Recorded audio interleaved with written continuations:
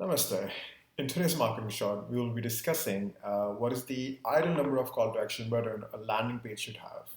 Now, this week on Monday, I posted a poll on my LinkedIn profile asking people that what do they think a particular page should have, like how many call to action button a particular landing page should have, and I received quite interesting answers to that. So if you want to check out what other people think, go to my LinkedIn profile and check out my previous post.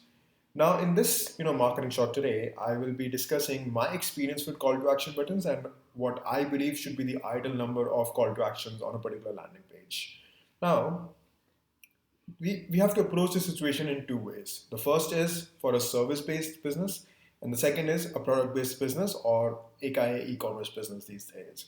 So let's start with the service-based one. So with the service-based business, I personally believe that call to action, the number of call to action buttons depends upon the intent of the audience. So let's say, for example, if our audience is looking for something on an immediate basis, they would prefer giving you a call rather than filling up a contact form. So let's take a hypothetical example about this. What do I basically mean by immediate intent? Now let's say you're someone who deals in, let's say, plumbing services, or let's say air condition repairing, or rubbish slash garbage removal, or gardening services. Now these are the services where your audience is basically most of the time looking for a service on an immediate basis. Let's say their tap is not working, or there's a leakage in their bathroom, so they're probably going to get it fixed within that day. So what's going to happen is, like, they're going to go to Google, or maybe not Facebook, but they're probably going to go to Google, search for plumbers near them. If they see your ad, visit your landing page, and if they find the information relevant, they will probably going to give you a call using the number mentioned on the landing page. So this is what I mean by immediate intent. The person is looking for the services within next 1, 2, or 3 hours, so they're not going to fill up a form. They're going to directly give you a call if they find your information relevant, whether it is your ad or whether it is the landing page content, depending upon what type of ad we are running. But let's say we are running a ad where we take the people to our landing page. Now, in this scenario, in this immediate intent-based, landing page, I would prefer not to have more than 3 call-to-action buttons. The first call-to-action button will be a phone number, which will be in the header of the landing page, where if a person clicks on it, it will directly takes them to their phone number to dial the number. And then the second call-to-action button will be somewhere in the middle of the landing page. Let's say the person is scrolling, and then they suddenly see a form saying, "Hey, get quote," and people can fill that form, and that can send you the submission. And the third call to action button can actually be a sticky button, which stays with the people while they are scrolling the landing page on their mobile, because majority of these immediate intent based people who are looking for certain services will come from mobile. They don't have time to open their laptop to search for someone. They will just go to Google on their mobile and search for that particular service. So in mobile device, it is good to have a sticky based button which keeps on appearing when even the person is scrolling, and that button can be once again, give me a call button. Let's say if they click on that button, it will take them to their phone numbers dialing pad, and from there they can give you a call. So in this scenario, maximum of 3 call to action button is fine. 2 being give me a call button, that is directly giving a call, and 1 can be a form fill just in scenario, just to be safer side. Let's say if a person is not looking for a service today but tomorrow, rare situations, they still have an option to fill up a form. And if we have like more than that, I believe that will be just too spammy, because what happens is that majority of these people are going to come from mobile devices. Mobile, the screen automatically goes like pretty small, and we don't want to give them a very spammy or salesy experience. We want to keep the things relevant on our landing page. If content is relevant, and that person is genuinely looking for the immediate service, it doesn't matter even if you only have just say 2 call to action buttons, they're still going to give you a call as simple as possible, and they will try to get in touch with you and get the service done. So let's say if we talk about these service based companies where the intent is immediate, maximum 3 call to action buttons are fine, making sure that the content on the landing page is relevant depending on the service they're looking for. Now let's talk about another service-based companies. Let's say a company which is dealing in B2B services. Let's say they provide animation services or branding services, or let's say any other particular service that might another business might be looking for. Now in this scenario, the person is not really looking for that service on an immediate basis, because they're not looking for, let's say, instantly. They're going to plan about the service. They're going to, ask for finances from 2, 3 different companies, and then they will decide that which company fits their profile. So in this scenario, that person is mostly going to give you a contact form fill instead of a phone call. Yes, if a person is, in a hurry, like their boss is on top of it, that, hey, I want to get this done within this week, then that person will give you a call. But most of the time, if they have an entire month to themselves or at least 2 weeks, they will, take their sweet time. They will, ask you to, they will fill up the form on your contact page, then they will try to get in, then they will request you to get in touch with them and stuff like that. Now, in this scenario, let's say in this scenario, the landing page should, in my experience, should not have more than 4 call to action buttons. And those 4 call to action buttons will be: number one, once again, a phone number in the header where a person can click and directly give you a call. Phone numbers in the headers are always a good idea from, many point of view, so that's a good thing.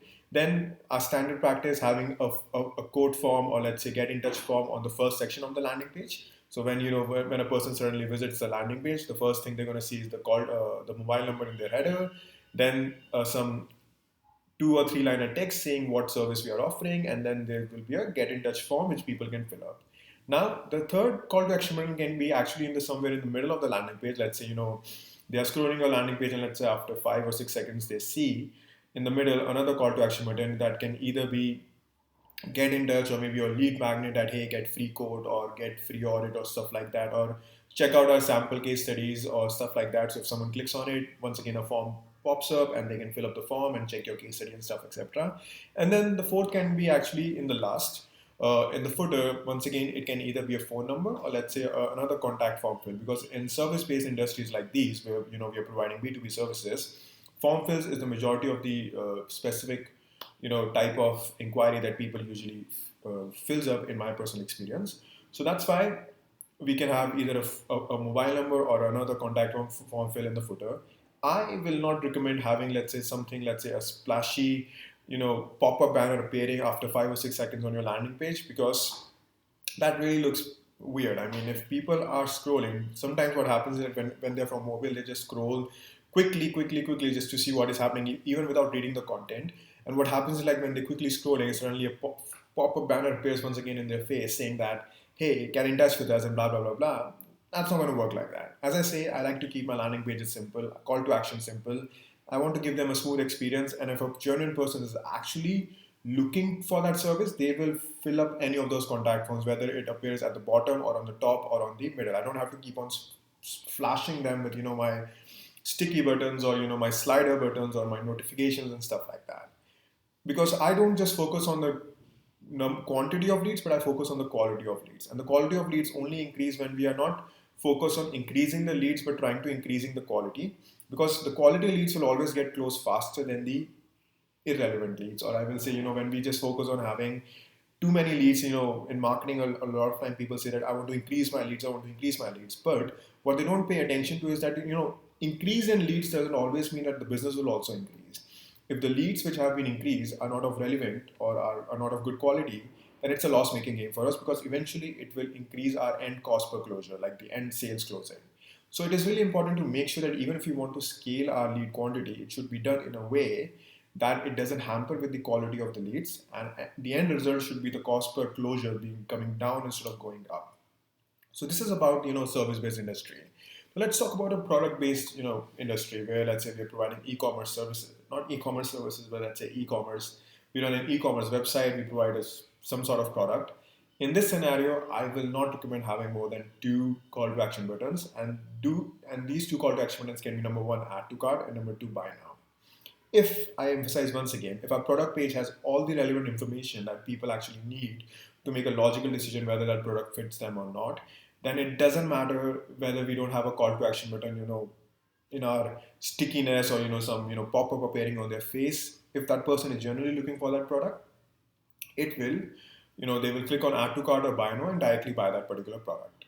A lot of people in the past have tried using those sticky buttons. Even I have tried using those sticky buttons. I'm not saying that. And it does help, using those, sticky buttons that keep on appearing even when you're scrolling the stuff.